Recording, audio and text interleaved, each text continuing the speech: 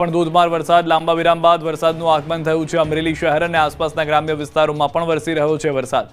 Amreli civil હોસ્પિટલના ગ્રાઉન્ડમાં ભરાયા છે વરસાદી પાણી। લાંબા વિરામ બાદ વરસાદ આવતા ખેડૂતોમાં ખુશીનો માહોલ છે।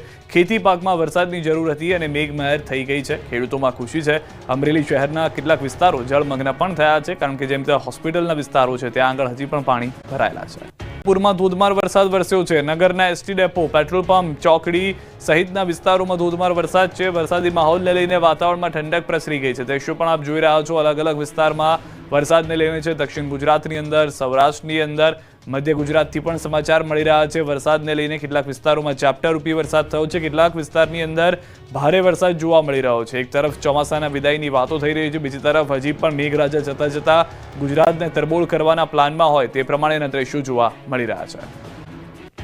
માહોલ ઉના, કોડીનાર સહિતના વિસ્તારોમાં વરસાદ। ગીર જંગલ સહિતના આસપાસના વિસ્તારોમાં પણ વરસાદ। સતત બીજા દિવસે ધીમી ધારે વરસાદનું આગમન થયું છે। દિવસભર તડકો રહ્યો અને સાંજ પડતા જ વરસાદી માહોલ સર્જાઈ ગયો। વરસાદી માહોલથી વાતાવરણમાં ઠંડક પ્રસરી ગઈ છે। અલગ અલગ વિસ્તારમાં છૂટાછવાયા વરસાદની પણ જાણકારી મળી રહ્યા છે। કેટલાક વિસ્તારોમાં ઝાપટા રૂપી વરસાદ થયો, કેટલાકમાં ધોધમાર વરસાદ પણ વરસ્યો હોવાની જાણકારી ગીર સોમનાથથી છે।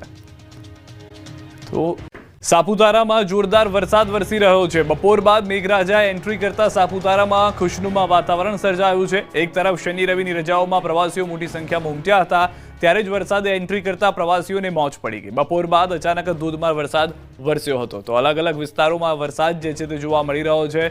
હાલમાં સમાચાર ડાંગથી। દક્ષિણ ગુજરાતના પણ અલગ અલગ વિસ્તારોમાં વરસાદને લઈને આગાહી કરવામાં આવી હતી, ત્યારે ડાંગના સાપુતારાથી સમાચાર મળી રહ્યા છે કે હાલમાં વરસાદ અલગ અલગ વિસ્તારોમાં થઈ રહ્યો છે। વરસાદી માહોલના દ્રશ્યો પણ આપ જોઈ રહ્યા છો। પ્રવાસીઓ શનિ રવિના દિવસે જતા હોય છે ત્યાં આગળ મજા કરવા। કેટલાક વિસ્તારોમાં ટ્રાફિક જામના દ્રશ્યો પણ સર્જાયા છે, કારણ કે તમામ લોકો પોતાના વતન પરત ફરી રહ્યા હતા અને વરસાદ આવી ગયો। કેટલાક લોકોને હાલાકીનો પણ સામનો કરવો પડ્યો।